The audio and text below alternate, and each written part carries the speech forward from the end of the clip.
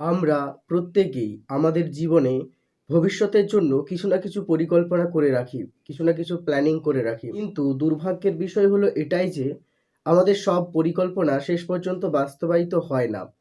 আমাদের প্ল্যানটা যখন সাকসেসফুল হতে যায় তার মাঝখানে এমন কিছু ঘটনা ঘটে যায় যেগুলো আমাদের সাকসেসের পেছনে বাধা হয়ে দাঁড়ায়। যেই বাধাগুলোকে অতিক্রম করা খুব একটা সহজ নয়। যেই বাধাগুলো আমাদের জীবনে একটা ঝড়ের মতো আসে আর সব কিছু সাজানো গোছানো প্ল্যানিংটাকে ভেঙে চুরে তছনছ করে দেয়। তখন আবার নতুন করে সেই প্ল্যানিংটাকে গোছ করার ক্ষমতাটুকু আমাদের মধ্যে আর থাকে না। এই বাধাগুলো এতটাই শক্তিশালী যে আমাদের মানসিক অবস্থাটাকে পুরোটা দুর্বল করে দেয়।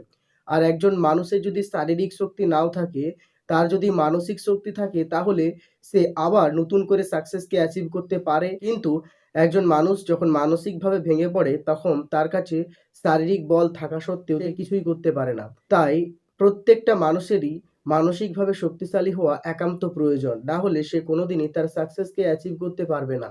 আর এইসব বাধাগুলো আমাদের জীবনকে এতটাই নাড়িয়ে দেয় যে আমরা এই বাধাটাকে অতিক্রম করে সহজে পেরিয়ে উঠতে পারি না।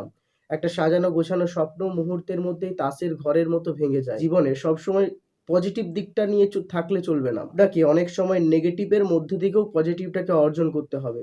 তবেই আপনি যেকোনো বাধাকে সহজে অতিক্রম করতে পারবেন।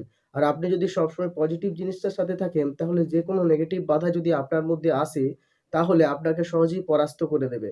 তাই জীবনে সাফল্য অর্জন করতে গেলে পজিটিভ থাকার পাশাপাশি নেগেটিভ জিনিসগুলোর সাথে প্রত্যেকদিন আপনাকে লড়াই করতে হবে। তাহলে আপনার মধ্যে সেই ক্ষমতাটা চলে আসবে যার সাহায্যে আপনি আগের পথে সামনের দিনে যেকোনো বাধাকে সহজে ওভারকাম করতে পারবেন।